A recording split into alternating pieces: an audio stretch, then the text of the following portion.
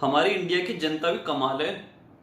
इनको फ्री में राशन भी चाहिए, इनको कोरोना का इलाज भी चाहिए, इनको हथियार भी खरीदने हैं, इनको युद्ध भी जीतने हैं, लेकिन जरा से पेट्रोल के दाम क्या बढ़ गए भैया, आगे कुछ ना बोलूंगा वरना ये तो मुझ पर ही सेंसर लगा देंगे।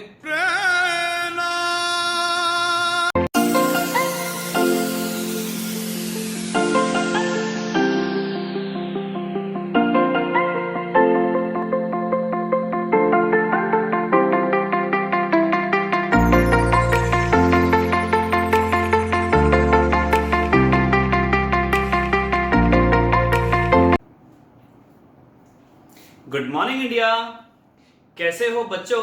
Welcome back to your beautiful से channel with your handsome teacher जिसका नाम है फिजिक्स बाय राहुल बंसल। करते हैं स्टार्ट न्यूमेरिकल्स का चैप्टर नंबर 3। आपका क्लास 12 चल रहा है, पार्ट 2। लास्ट क्लास में हमने करे थे 10 न्यूमेरिकल्स। कोशिश करेंगे आज और न्यूमेरिकल्स करने की जितने भी हो सकते हैं, और उसके बाद हम करेंगे नेक्स्ट क्लास में बाकी numericals. Rest of the numericals होने वाला है। फटाफट आपका चैप्टर नंबर 4 स्टार्ट। तो बच्चों, जैसे कि आपको मैंने बता रखा है कि प्ले स्टोर पर आपको मिल जाएगी एनसीईआरटी बुक्स के नाम से एप्लीकेशन। उसमें आप डाउनलोड कर सकते हैं सारे के सारे चैप्टर्स फिजिक्स के, और भी आपके जो भी सब्जेक्ट्स हैं। स्टार्ट करते हैं फटाफट। एक्सरसाइज जो है आपके पास करंट इलेक्ट्रिसिटी का क्वेश्चन नंबर 11। क्वेश्चन है बच्चों, a storage battery of EMF 8 volt 3.11।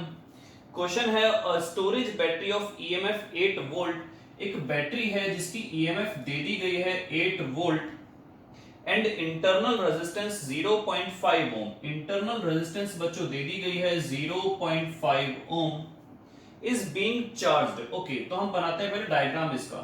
ये बैटरी है, ये दूसरी बैटरी है, और ये वाली बैटरी है हमें दे रखी है 120 वोल्ट की, और ये वाली बैटरी हमें दी हुई है 8 वोल्ट की।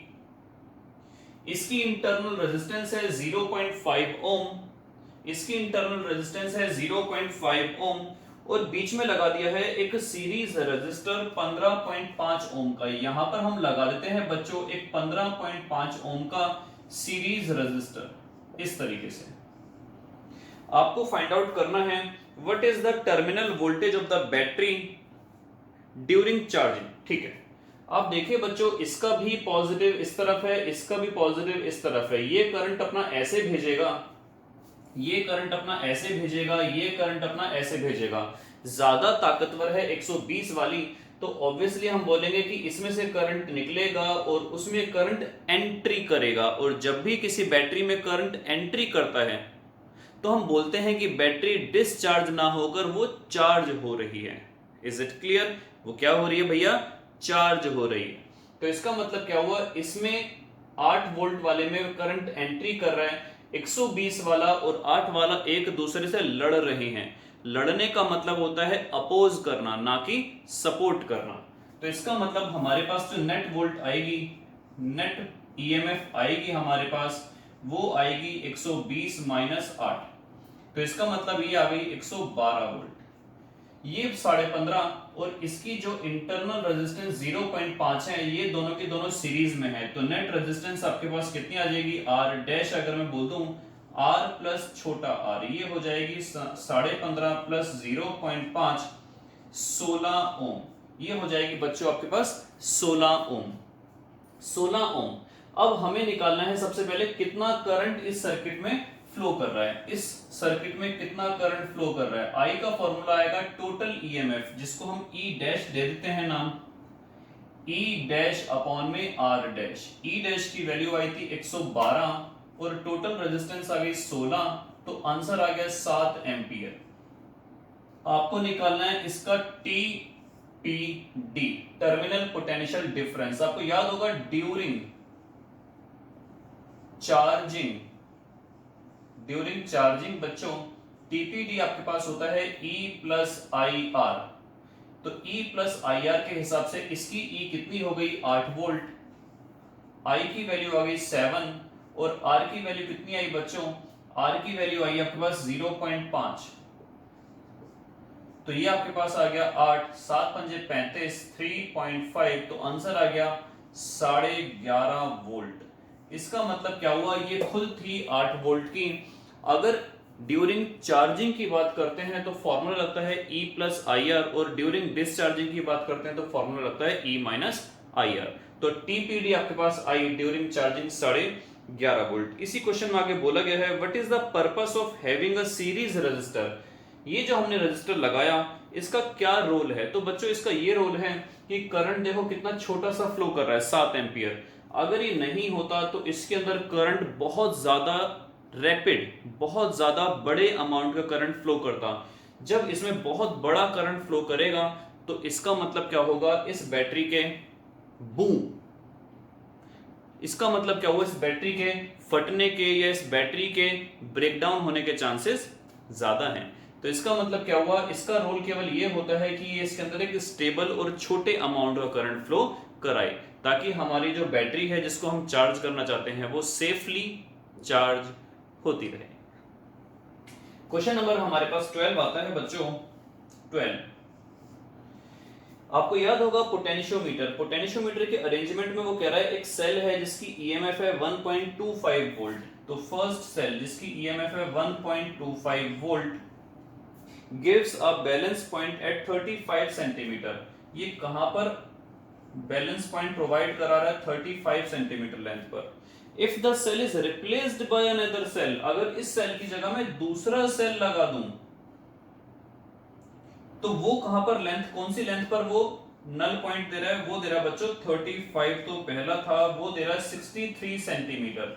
आपको निकालनी है सेकंड सेल की ईएमएफ। बहुत सिंपल क्वेश्चन है बच्चों, आपको याद होगा इसका फॉर्मूला था E1 by E2 equals to L1 by L2। E1 by E2 equals to L1 by L2। E2 की वैल्यू आप निकालना चाहेंगे तो E1 इंटू L2 अपॉन में L1। E2 उधर चला गया, L1 नीचे आ गया, यहां से आप इजीली कैलकुलेट कर सकते हो, आंसर आएगा आपका वोल्ट में। क्वेश्चन नंबर 13 है the number density of free electrons. Number density को याद करो, हम बोलते थे number of electrons per unit volume, sorry. ये आपको दिया हुआ है 8.5 into 10 to the power 28 per metre cube. How long does an electron take, कितना लंबा समय लेगा एक इलेक्ट्रॉन एक 3 मीटर लंबी तार के एक किनारे से दूसरे किनारे तक जाने में। The area of cross section, आपको एरिया ऑफ क्रॉस सेक्शन दे दिया 2 into 10 to the power -6 metre square, और करंट कितना है I इक्वल्स टू 3 एम्पियर। तो देखो बच्चों सीधा सीधा है आपके पास, टाइम इलेक्ट्रॉन को यहां से लेकर यहां तक जाने में कितना टाइम लगेगा, टाइम बराबर होता है डिस्टेंस अपॉन में स्पीड। डिस्टेंस तो सीधा सीधा 3 मीटर है आपके पास। बात करते हैं स्पीड की। आपको अगर फॉर्मूला याद हो, मेरे दोस्त का नाम नावेद ऐसे, तो यहां से अगर मैं ड्रिफ्ट वेलोसिटी निकालना चाहूं तो वो हो जाएगी I अपॉन में NAE। ये ड्रिफ्ट वेलोसिटी अगर मैं यहां पुट करता हूं तो I तो नीचे रह जाएगा, NAE ऊपर चला जाएगा, तो टाइम आपके पास आ जाएगा 3।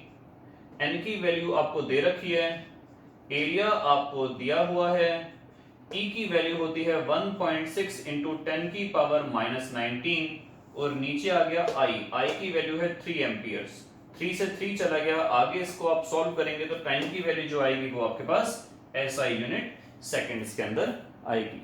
तो ये है आपके पास क्वेश्चन नंबर 13। चलते हैं एडिशनल एक्सरसाइज के अंदर। क्वेश्चन नंबर 14 है आपके पास। हालांकि ये क्वेश्चन बिल्कुल भी इंपॉर्टेंट नहीं है, मैं इसको क्वेश्चन को सॉल्व नहीं कराता हूं, कोई बात नहीं, हमारी ऑनलाइन क्लास चल रही है तो थोड़ा सा हम करा देते हैं। कुछ नए बच्चे भी हमारे साथ जुड़े हुए हैं, उनको ऐसा ना लगे भैया हमारा मार्कर भी गिर गया हमारे हाथ से आज, उनको ऐसा ना लगे बच्चों को कि सर कराते नहीं है या उनको आते नहीं है। क्वेश्चन नंबर 14 है बच्चों, the earth surface has a negative surface charge density. Earth की जो सरफेस है उस पर नेगेटिव सरफेस चार्ज डेंसिटी, जिसको हम सिग्मा से शो करते थे, ये कितनी है 10 की power -9 coulomb per metre square. The potential difference of 400 kilo volt, potential difference आपको दे दिया बच्चों 400 किलो, किलो का मतलब हो गया 10 की power 3 volt, between the top of the atmosphere and the surface results in a current of only 1800 ampere. I आपको दे दिया गया है 1800 ampere over the entire globe if there were no mechanism of sustaining atmospheric electric field, how much time would be required to neutralize the earth's surface। बहुत सारी चीजें इन्होंने दे रखी है। रेडियस ऑफ द अर्थ में यहाँ पर लिख देता हूँ 6.37 into 10 to the power 6 metre आपको दे रखी है। आपको पूछा गया कितना टाइम लगेगा अर्थ को न्यूट्रलाइज होने में। सपोज करो ये अर्थ है, ये अर्थ का एटमॉस्फेयर है, तो वो कह रहे हैं कि इस पॉइंट से इस पॉइंट तक का पोटेंशियल डिफरेंस है वो 400 किलो वोल्ट है। तो जब पोटेंशियल डिफरेंस होगा तो डेफिनेटली चार्ज फ्लो करेगा। एक टाइम ऐसा आएगा जब हमारा एटमॉस्फेयर न्यूट्रलाइज हो जाएगा। आपको वही टाइम निकालना है कितना टाइम बाद वो हमारा न्यूट्रलाइज होगा। तो देखिए बच्चों, आपको बेसिकली फॉर्मूला याद होगा I इक्वल्स टू Q/T होता है। हमें निकालना है टाइम। टाइम बराबर आपके पास कितना हो जाएगा Q अपॉन में I। टाइम की वैल्यू आ जाएगी Q अपॉन में I। I आपको दे दिया है 1800 एम्पियर। Q की वैल्यू हम निकालते हैं सरफेस चार्ज डेंसिटी की सहायता से। आपको याद होगा सरफेस चार्ज डेंसिटी हुआ करता था चार्ज अपॉन में एरिया। तो Q की वैल्यू आ जाएगी surface charge density into area. Q की वैल्यू आ गई आपके पास, सिग्मा की वैल्यू आपको दे दी है 10 की पावर -9 एरिया। अर्थ कैसी फिगर है, अर्थ है आपके पास स्फीयर, और स्फीयर का हमारे पास जो एरिया है वो होता है 4πr²। तो बस Q की वैल्यू आप यहां से कैलकुलेट करना। I आपको दिया हुआ है, T की वैल्यू आ जाएगी 10 की पावर -9, 4 पाई की वैल्यू 3.14, रेडियस आ जाएगा 6.37 इंटू 10 टू द पावर 6 का होल स्क्वायर, और नीचे I का मतलब आ जाएगा 1800। इसको आप जब सॉल्व करेंगे तो आपका आंसर आएगा सेकेंड्स में। इतना समय लगेगा अर्थ को न्यूट्रलाइज होने में, या कहा जाए तो अर्थ का जो चार्ज है वो डिमिनिश होने में, वो गायब होने में। करते हैं अगला क्वेश्चन स्टार्ट। अगला क्वेश्चन है बच्चों आपके पास question number 15। Question number 15 question अच्छा है, ध्यान समझ लेना। 6 lead acid type of secondary cells, वो छोड़ो कौन से वाले सेल्स हैं, लेड है, एसिड है, फलाना है, ढिमका है। सीधी सीधी बात है, 6 सेल हैं आपके पास, 2-2 वोल्ट के इंटरनल रेजिस्टेंस से फलाना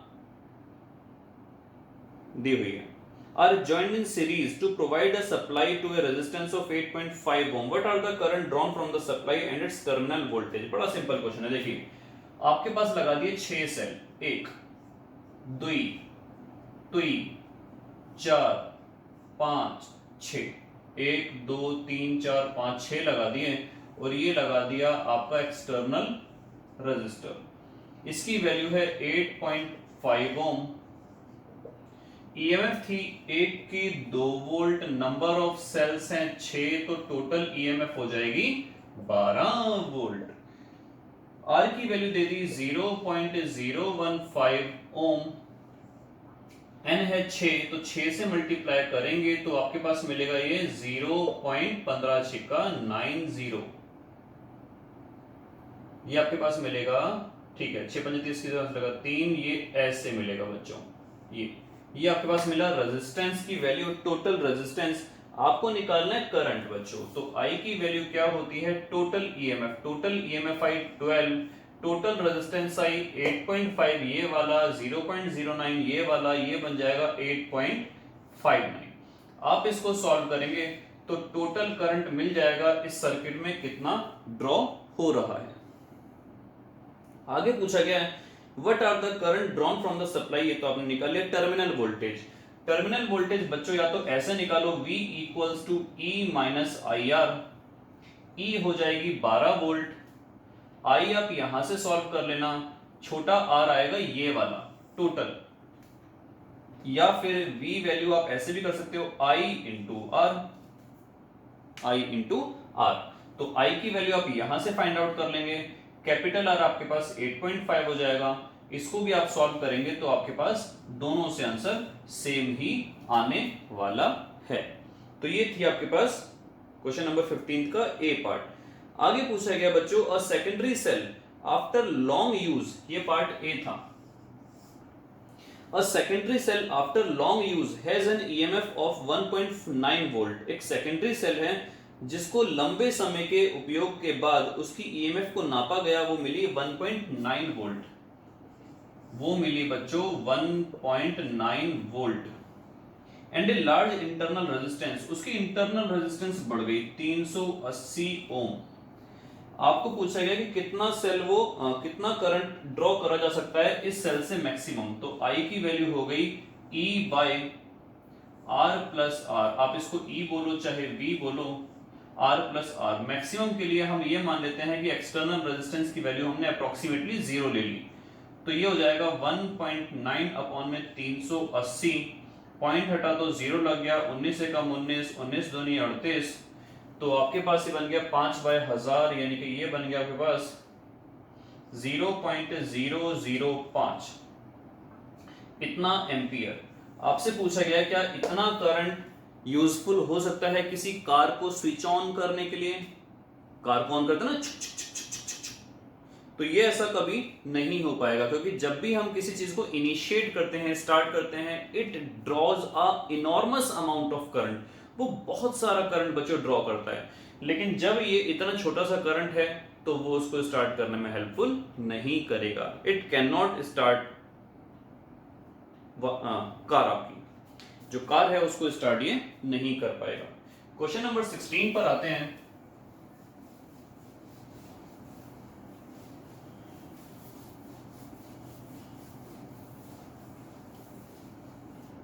क्वेश्चन नंबर 16 पर आते हैं बच्चों। To wires of equal length, दो तारे हैं जिसकी लंबाई बराबर है। तो हम सबसे पहले यही इंफॉर्मेशन नोट डाउन करते हैं। दो तारे हैं जिनकी लंबाई बराबर है, यानी कि L1 बराबर L2। क्या बोला? L1 equals to L2। One of aluminium and other of copper, एक एल्यूमिनियम की है एक कॉपर की है। रेजिस्टेंस सेम है, इनकी रेजिस्टेंस भी सेम है। क्वेश्चन अच्छा ध्यान से देखना। Which of the two wires is lighter? कौन सी तार हल्की है? आप लोगों ने देखा होगा घर में, बॉयज ने तो स्पेशली देखा होगा, तांबे। दो तारे हैं आपके पास एल्यूमिनियम और कॉपर की। आपने देखा होगा तांबे की जो तार है वो आमतौर पर भारी होती है और एल्यूमिनियम की जो तार है वो हल्की होती है। गर्ल्स ने भी देखा होगा किचन के अंदर कि जो एल्यूमिनियम का बर्तन होता है वो थोड़ा सा लाइट वेट होता है, और अगर कॉपर का कोई बर्तन होगा तो वो थोड़ा सा हैवी होता है। ये तो हमारी हुई इंट्यूशंस या फिर ये हमारा हुआ प्रैक्टिकली डेली ऑब्जर्वेशंस। इसको हम साइंस के फॉर्म में कैसे सॉल्व करेंगे, आइए देखते हैं। रेजिस्टेंस आपको बराबर बोल दिया गया है। R1 का फॉर्मूला हो जाएगा ρ1 L1 ρL बाय A1। 1 हमने ले लिया कॉपर को और 2 हमने ले लिया एल्यूमिनियम को। ऐसे ही यहां आएगा ρ2 L2 बाय A2।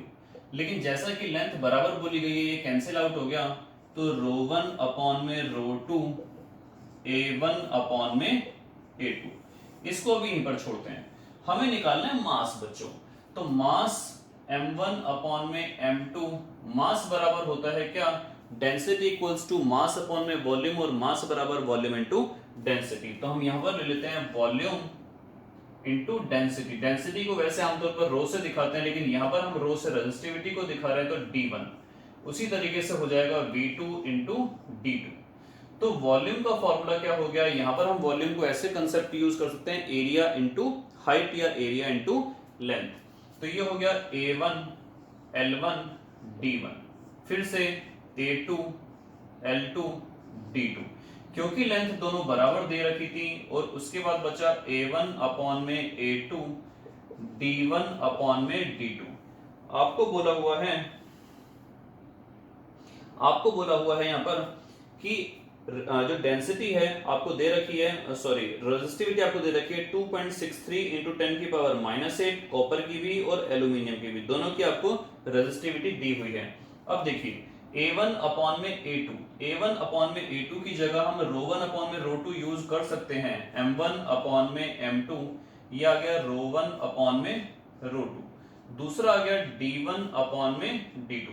रो 1 की वैल्यू आपको दे रखी है, रो 2 की वैल्यू दे रखी है, ये आप पुट कर लेंगे। यहाँ पर आपको बता देता हूं मैं, रो 1 की वैल्यू है 1, कॉपर लिया हुआ तो कॉपर की वैल्यू दे रखी है 1.72 इंटू 10 टू द पावर -8, और रो 2 आपको दे दिया 2.63 इंटू 10 टू द पावर -8। अब बात करते हैं बच्चों डेंसिटी की। तो डेंसिटी आपको दे रखी है, एल्यूमिनियम की है 2.7 और कॉपर की है 8.9।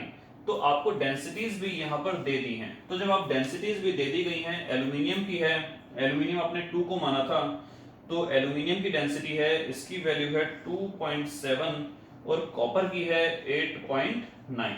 ये वैल्यूज भी आपको दे दी गई हैं। यहां से आप पता लगा सकते हैं कि कौन सा एलिमेंट हमारे पास लाइटर है। जैसा कि आपको मैंने बताया, ऑब्वियसली एल्यूमिनियम आपका हल्का निकलेगा, तो डेफिनेटली जो M2 का मास आएगा वो M1 से कम आएगा। उसने आगे यही भी पूछा एग्जामिनर ने कि आप हमें बता सकते हैं कि इसका बेनिफिट क्या है, explain why aluminium wires are preferred over overhead cables. आपने देखा होगा जो भी हमारे खंबे से तारे जाती हैं, ओवरहेड केबल्स होती हैं, वो एल्यूमिनियम की इसी वजह से होती हैं, because they are lighter. Lighter होने से ये फायदा होगा कि उनके गिरने के चांसेस, कोलैप्स होने के चांसेस, हमारी टाट पे लगने के चांसेस कम होते हैं क्योंकि वो लाइटर होती हैं। क्वेश्चन नंबर 17 स्टार्ट करते हैं बच्चों। क्वेश्चन नंबर 17 है आपके पास कि what conclusion can you draw from the following observations on A register made of alloy manganese. एक आपको चार्ट दे दिया गया है, चार्ट नॉट चार्ट, चार्ट आपको चार्ट दे दिया गया है, करंट और यहां पर वोल्टेज। करंट है आपके पास 0.2, 0.4, 0.6, 0.8, 1, 2, 3, 4, 5, 6, 7, 8। ये दे दिया गया है 3.94, 7.87, 11.8, 15.7, फलाना ढमका ढमक्का टमक्का, कुछ भी आपको दे दिया गया है। आपको बोला हुआ है कि क्या कंक्लूजन आप यहां से फाइंड आउट करते हैं। तो बच्चों हम सीधा सीधा यहां से ये कंक्लूजन फाइंड आउट करते हैं। कंक्लूजन हम यहां पर ये निकालते हैं कि अगर आप v को, जो भी v की वैल्यू है उससे कोरस्पॉन्डिंग जो भी i की वैल्यू से आप डिवाइड करोगे, आपको रेशियोज मिलेंगी सेम।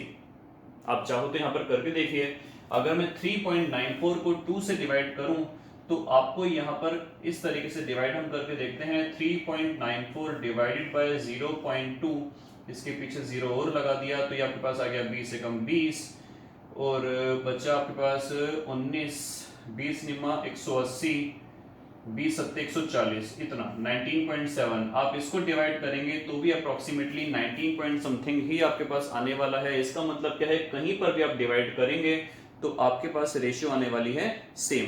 और जब रेशियो सेम आएगी तो हम बोलेंगे कि ये जो मैंगनीज है ये ओम्स लॉ को फॉलो कर रहा है। ओम्स लॉ को फॉलो करने का मतलब क्या होगा, दिस इज ओमिक कंडक्टर। आज हमने करे क्वेश्चन नंबर 7 तक, मींस क्वेश्चन नंबर 17 तक। आगे आपके पास 7 क्वेश्चंस और बचे हैं, वो हम करेंगे नेक्स्ट क्लास में। Till then goodbye, study करते रहिए। कोई भी डाउट हो कमेंट बॉक्स में कर सकते हैं। हम 1-2 दिन के अंदर जैसे ही इसी क्लास फिनिश होगी, नेक्स्ट क्लास फिनिश होगी, तो हम रखेंगे एक डाउट क्लास लंबी चौड़ी। तो आपके जो भी डाउट्स हो इस चैप्टर से रिलेटेड वो आप कमेंट बॉक्स में कर सकते हैं। जिनके पास मेरा व्हाट्सएप नंबर है वो उस पर भी मुझे क्वेश्चंस भेज सकते हैं। टिल देन गुड बाय, स्वस्थ रहिए, मस्त रहिए, बाय।